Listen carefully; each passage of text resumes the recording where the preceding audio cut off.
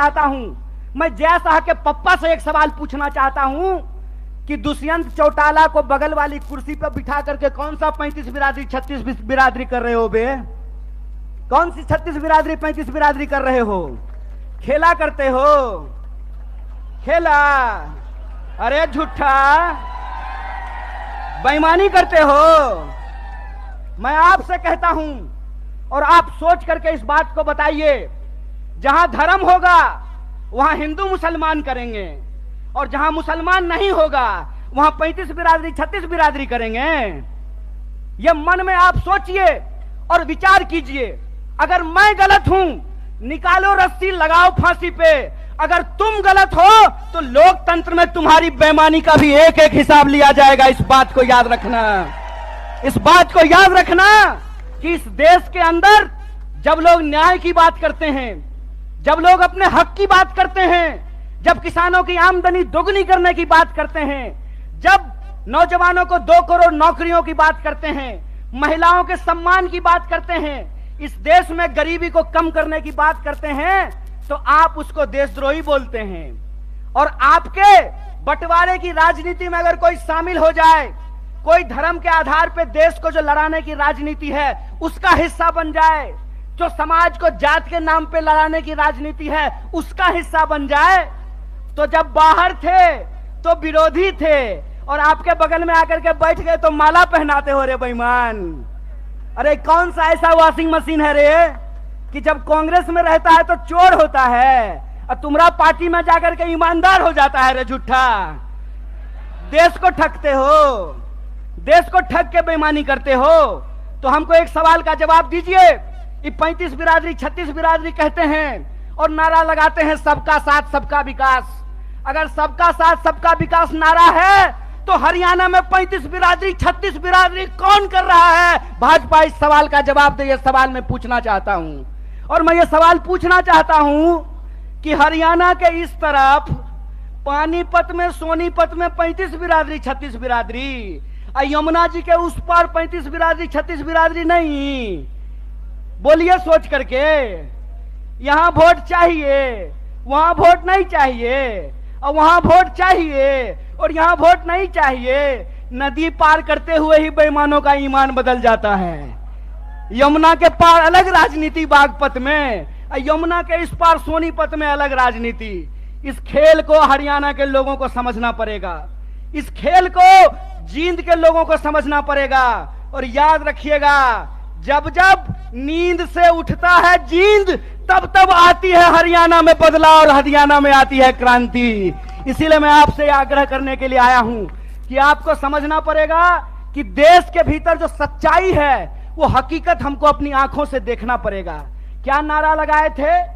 बहुत हुआ महंगाई का मार, अब की बार मोदी सरकार। तो सिलेंडर 1200 रुपया में इनका चचा बेच रहा है।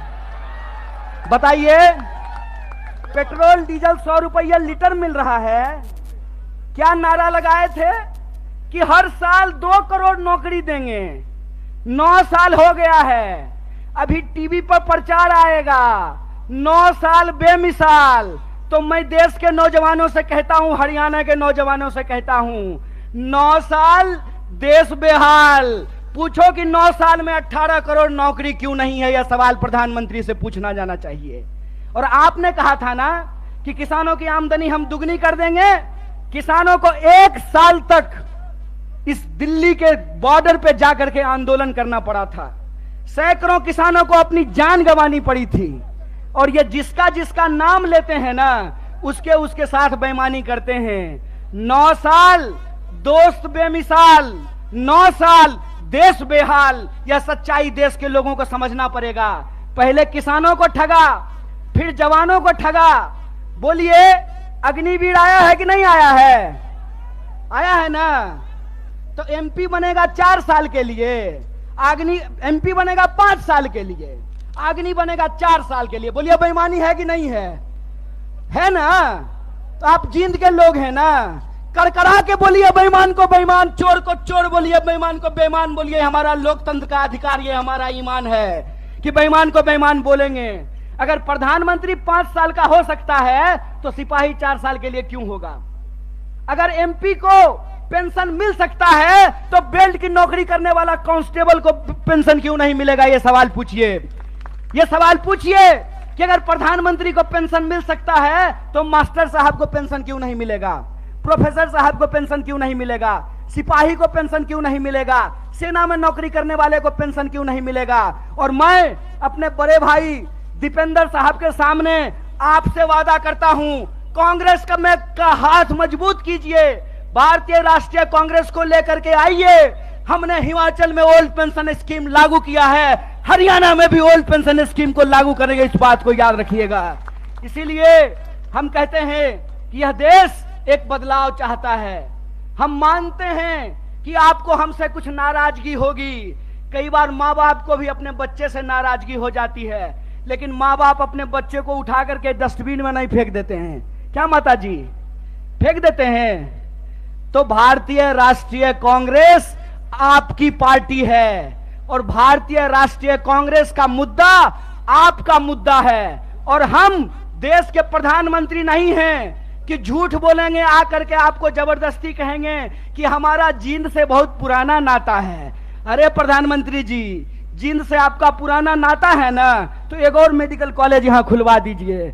रास्ता में आते हुए सड़क पे बहुत सारा गड्ढा है, यहाँ के लोगों को इलाज कराने के लिए हिसार जाना पड़ता है, यहाँ के लोगों को इलाज कराने के लिए दिल्ली जाना पड़ता है। अगर आपका नाता है तो जींद के लोगों को ठगना बंद कीजिए, क्योंकि जींद के लोग अगर जाग गए तो जींद हरियाणा की राजनीतिक राजधानी है और हरियाणा में बदलाव से कोई रोक नहीं सकता है। अगर आप परिवर्तन करेंगे तो हमारा वादा है कि हरियाणा को हम बेरोजगारी में नहीं, रोजगार में नंबर 1 बनाएंगे। हम हरियाणा के लोगों को, हरियाणा के नौजवानों को रोजगार से जोड़ेंगे। भारत जोड़ो यात्रा का संदेशा बिल्कुल साफ है।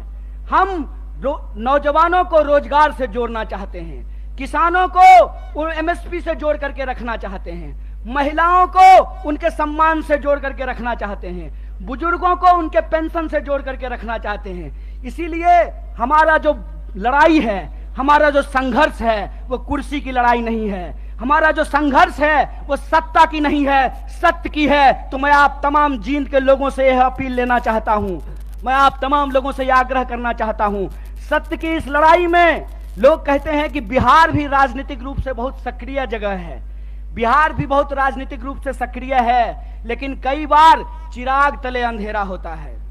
जींद भी हरियाणा का सबसे सक्रिय जिला है, राजनीतिक रूप से सबसे सोचने समझने वाले लोग हैं, लेकिन विकास जितना जींद में होना चाहिए उतना नहीं हो पाया है। तो हम आपसे वादा करते हैं कि चिराग तले अंधेरा नहीं होगा, हर तरफ रोशनी ही रोशनी होगी। और हमारा संघर्ष सत्य के लिए है। सत्य के इस संघर्ष में आप हमारे साथ हैं कि नहीं हैं? सब लोग साथ हैं। तो एक आखिरी बात बोलकर